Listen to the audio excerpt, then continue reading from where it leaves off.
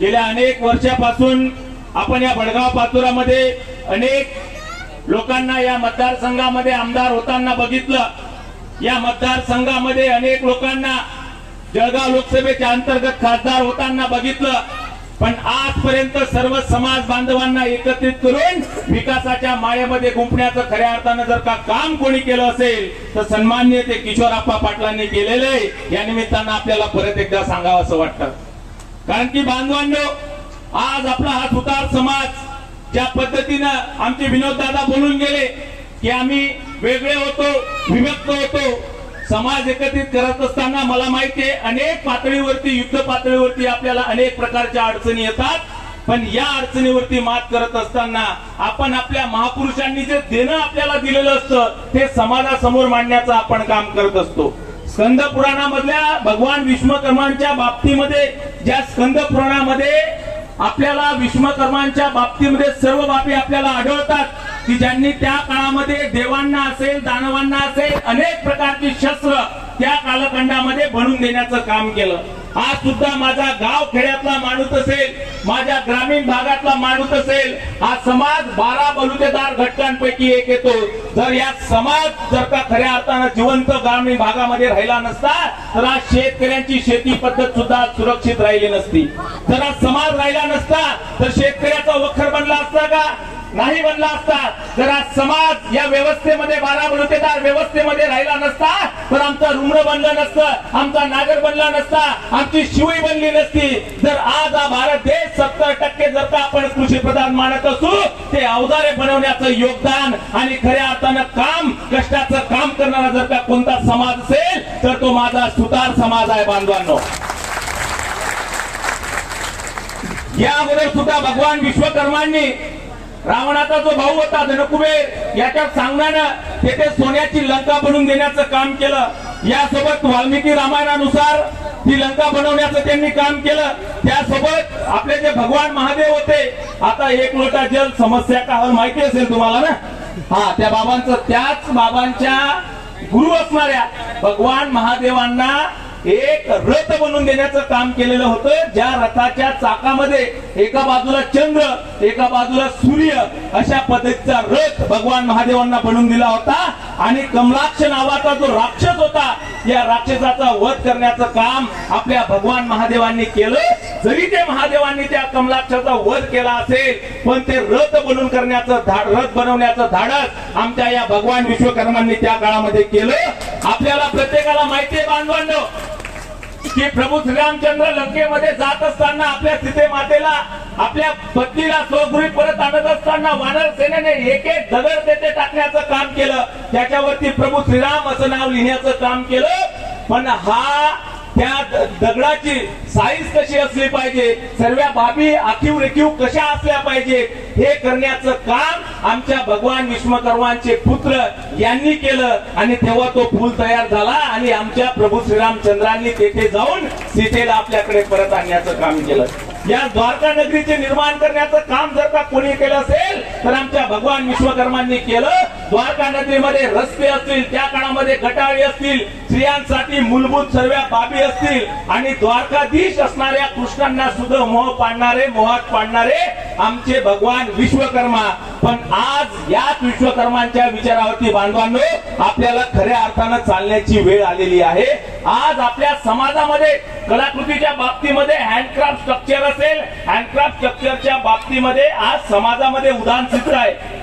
आणि उदासीनता असून सुद्धा आज आपल्या इथल्या तमाम तरुणांनी आज ॲल्युमिनियम सेक्टर असेल, त्यासोबत आमच्या खिडक्या दरवाजे बनवण्याचे अनेक प्रकारचे व्यवसाय असतील, याच्यामध्ये आपण कधीतरी कन्वर्ट झालं पाहिजे। आज गावगाड्यामध्ये गाडं बनवण्याचं काम सुतार बांधवांनी केलं, पण आज मला वाटत नाही की कुठे गावगाड्यामध्ये लाकडाचं गाडं बनवलं जातं, फार कमी ठिकाणी।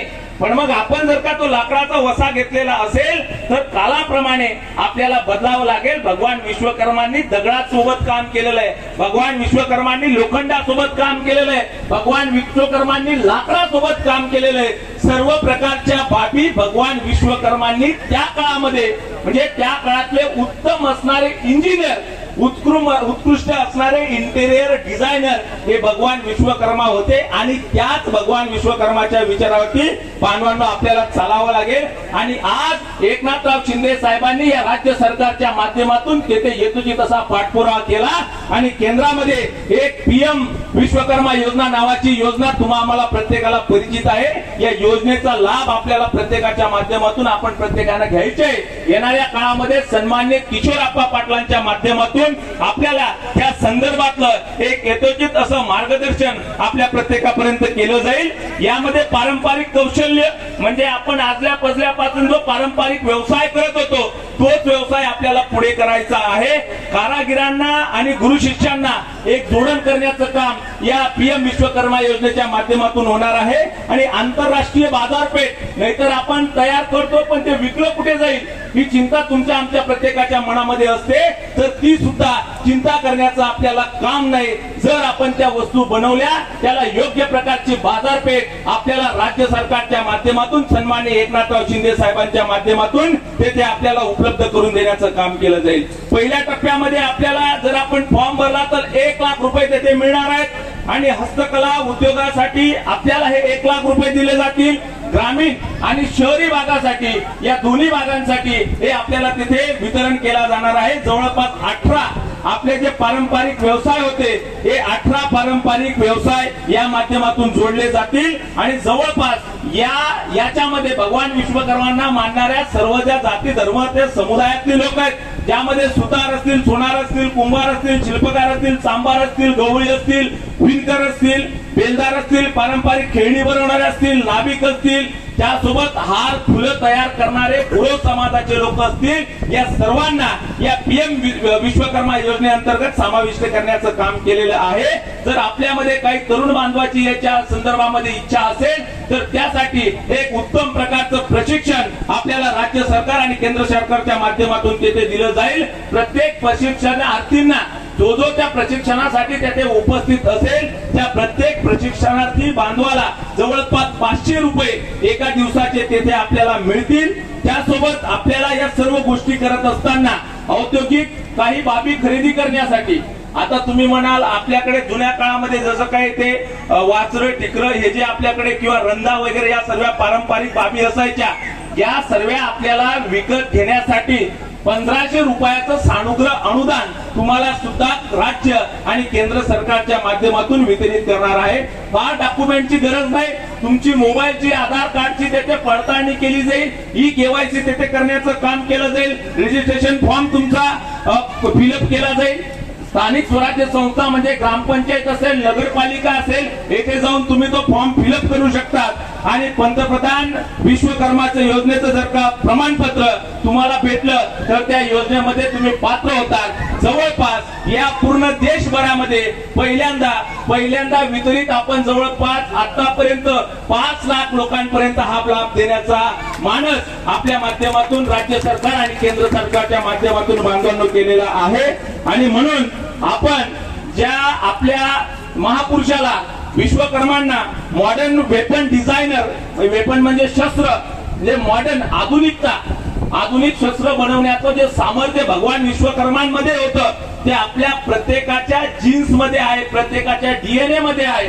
तेच येणाऱ्या काळामध्ये आपल्याला करावं लागेल, ते कौशल्य दाखवण्याचं काम बांधवांनो आपल्याला करावं लागेल। आणि नक्कीच आप्पासाहेब हा समाज संघटित आहे, 12 बलुतेदार घटकांपैकी आहे, शेतकऱ्यांची यांची नाळ जोडलेली असते आणि येणाऱ्या कालखंडामध्ये आपल्याला आमच्या समाजाच्या ज्या प्रमुख मागण्या असतील या मागण्या सोडवण्या संदर्भामध्ये आजपर्यंत अनेक लोक झाले, आदरणीय दादा बोलले, अनेक राज्यकर्ते झाले, पण कुणी या समाजाचा पाहिजे तसा संग्रह केला नाही किंवा या समाजाची दखल घेतली नाही। पण बांधवांनो तुम्ही काळजी करू नका, ज्या पीएम विश्वकर्मा योजना असतील किंवा आजचं साहित्य वाटप असेल किंवा येणाऱ्या काळखंडामध्ये तुम्हाला पीएम विश्वकर्मा योजनेच्या बाबतीमध्ये ज्या ज्या अडचणी येतील, ज्या ज्या सर्व बाबी येतील त्या सर्व बाबींचं निराकरण करण्यासाठी सन्माननीय किशोरप्पा पाटील येथे उपस्थित आहेत। तुम्ही सांगाल, तुम्ही जेव्हा आवाज द्याल त्यावेळेस सन्माननीय किशोरप्पा पाटील तुम्हाला योग्य त्या प्रकारची मदत करण्याचं काम करतील। आणि या सरकारनं ध्येय धोरण ठरवत असताना सर्व समाज घटकांना न्याय देण्याचं काम केलं. न्याय देण्यासोबतच प्रत्येक जाती धर्माचं एक महामंडळ असलं पाहिजे. ही योजना आपल्या एकनाथराव शिंदे साहेबांनी आणि वारंवार सन्मान्य किशोरप्पा पाटलांनी तेथे पाठपुरावा केल्यानंतर आपल्या समाजाचं सुतार समाजाचं महामंडळ सुद्धा तेथे त्याची घोषणा देखील झालेलं आहे आणि ते लवकरच त्याच्यामध्ये जो निधी वर्ग करण्यात येतो आपल्या प्रत्येकापर्यंत कसा पोहोचेल हा प्रामाणिक प्रयत्न आपण केलेला आहे. त्यासोबतच ब्राह्मण समाजासाठी आपण महामंडळ निर्माण केलं. मातंग समाजासाठी बार्टीच्या धर्तीवरती डॉक्टर बाबासाहेब आंबेडकर प्रशिक्षण संस्थेच्या अंतर्गत ज्या विद्यार्थ्यांना परदेशामध्ये अनेक प्रकारच्या शिष्यवृत्त्या असतील त्याचे लाभ असतील हे सुद्धा येणाऱ्या कालखंडामध्ये आपल्या सुतार बांधवांना मिळतील. आरटी मधून आपल्या मातंग बांधवांना मिळतील आणि सुवर्णकार समाजासाठी सुद्धा आपण महामंडळाची स्थापना केलेली आहे. लेवा गुजर असतील, दोडे गुजर असतील, लेवा पाटील असतील यांच्यासाठी सुद्धा एक स्वतंत्र आपण महामंडळ निर्माण करण्याचं काम केलेलं आहे. नाभिक समाजासाठी एक केस शिल्पी महामंडळ आपण या माध्यमातून तयार केले आहे. अनेक प्रश्न असतील गाव खेड्यातले जसे की अनेक प्रकारच्या कॉन्ट्रॅक्ट बेसिसवरती असणाऱ्या या लोकांची वेतनवाढ असेल, त्यामध्ये पोलीस पाटलांच्या मानधनामध्ये वाढ असेल, होमगार्डच्या मानधनामध्ये डबलचं वाढ असेल, सरपंच असेल, उपसरपंच असेल, आमच्या आशा महिला असतील, आमच्या सीआरपी भगिनी असतील, आमच्या कोतवाल असतील, आमच्या अंगणवाडी सेविका असतील, संगणक ऑपरेटर असतील, या सर्व प्रकारच्या लोकांमध्ये एसटी कामगार बांधव असतील, या सर्व घटकांमध्ये प्रत्येक 12 बलुतेदार 18 आलुतेदार समाजाचा माणूस तेथे काम करतो आणि प्रत्येकाच्या मानधनामध्ये वाढ करण्याचं काम सन्मान्य किशोरप्पा पाटलांच्या मागणीने वारंवार मुख्यमंत्र्यांनी दखल घेऊन ही योजना पारित करण्याचं काम केलंय. म्हणून येणाऱ्या काळामध्ये एक तुमची आमची जबाबदारी की ज्या लोकांनी आतापर्यंत आपल्याकडे बघितलं नाही त्यांना जाग येईल आणि आता ही किशोरप्पा वेळेस ज्या वेळेस काम करतायत त्यावेळेस या लोकांना जाग येईल, झोपेतून उठतील. निवडणुका लागली, उतावळा नवरा गुडघ्याला भाशिंग हे तयारी करतील तुमच्या आमच्यापर्यंत येतील, चुकीच्या अफवा पसरवतील. सरकार किशोरप्पा हे कसे चुकीचे आहेत हे तुम्हाला सांगण्याचा प्रयत्न करतील. पण हा समाज खऱ्या अर्थानं आप्पासाहेब आपल्या कलाशिल्पीच्या माध्यमातून एक समाज व्यवस्था घडवणारा समाज आहे. म्हणून कुठलाही फुलतापांना आपल्याला येणाऱ्या काळामध्ये बळी पडायचं नाही. सन्मान्य किशोरप्पा पाटील जर का तुम्ही बघितलं त्यांचा कामाचा आवाका बघितला, रात्री 2 वाजेपर्यंत सतत ते व्यस्त असतात आणि सकाळी 5-6 वाजता उठून प्रत्येक तुमच्या सेवेसाठी ते परत एकदा उपलब्ध असतात. बडगाव पाचोरा मतदारसंघामध्ये आतापर्यंत अनेक आमदार बघितले असतील, असा आमदार परत एकदा तुम्हाला भेटणार नाही. आणि म्हणून एकदा सांगतो आप्पासाहेब, विरोधकांनी किती बॅट्रिक चमकवली तरी किशोरप्पा पाटील या मतदारसंघामध्ये हॅट्रिक केल्याशिवाय राहणार नाही. हा शब्द आजच्या निमित्तानं सुतार समाज बांधवाच्या निमित्तानं आपल्याला देतो. आणि अभिमानाची बाब आहे आप्पासाहेब, मुख्यमंत्री साहेबांनी जशी लाडकी बहीण योजना चालू केली तर आमच्या सर्व भगिनी आज खऱ्या अर्थानं पुरुषांच्या बरोबरीला यायला लागलेत की नाही?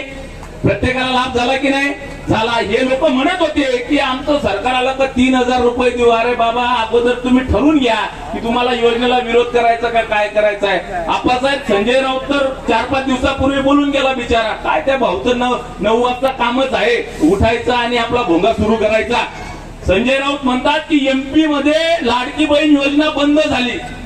आता एमपीच्या मुख्यमंत्र्यांनी डायरेक्ट यांच्यावरती 2 गुन्हे दाखल केलेत आणि सांगितलं की दाखवा आमच्या राज्यामध्ये कुठे लाडकी बहीण योजना बंद झाली. लाडकी बहीण योजना बंद भगिनींनो कुठल्याही प्रकारे बंद होणार नाही. पण या तुमच्या लाडक्या बहिणीच्या योजनेच्या मध्ये जे येणारे लोक आहेत, जे दलाल आहेत, जे महाविकास आघाडीचे लोक आहेत, जे वल्गना करतात की शेतकऱ्यांना आणि शेतमजुरांना आणि आमच्या सुतार समाजाच्या बांधवांना 12 बलुतेदार 18 आलुतेदार समाजाच्या लोकांना जेव्हा 1500 रुपये त्यांच्या खात्यामध्ये पडायला लागले तर शेतकऱ्यांना मजूर मिळणं बंद झालं म्हणे. म्हणजे यांची मानसिकता ही खराब आहे आणि या खराब लोकांना आपल्याला वेळप्रसंगी धडा शिकवावा लागेल. अनिल वडवट्टीवार नावाचा माणूस हा काँग्रेसचा माणूस माझ्या सर्व लाडक्या बहिणींच्या विरोधामध्ये कोर्टामध्ये गेलाय. महाविकास आघाडीवाले म्हणतात की जर का आम्ही सत्तेमध्ये आलो तर आमची लाडकी बहीण योजना, तुमची जी लाडकी बहीण योजना आहे ती बंद करू. तुम्हाला बंद होऊ द्यायची का योजना? नाही. मग आपली जबाबदारी आहे की परत एकदा जर काही लाडकी बहीण योजना चालू राहिली पाहिजे तर या मतदारसंघामध्ये किशोरप्पा पाटील पुन्हा एकदा आमदार झाले पाहिजे आणि राज्याचे मुख्यमंत्री पुन्हा एकदा एकनाथराव शिंदे साहेब झाले पाहिजे.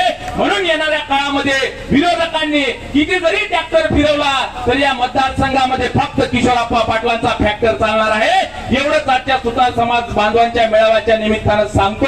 येणाऱ्या काळातली आव्हानं सर्व बाबी आपण तपासून भगवान विश्वकर्मांच्या विचारावरती चालाल अशी आपल्याला विनंती करतो. जाता जाता माझ्या सर्व समाज बांधवांसाठी एक शेर. अरे शेर कभी बिकते नहीं कुत्तों के बाजार में.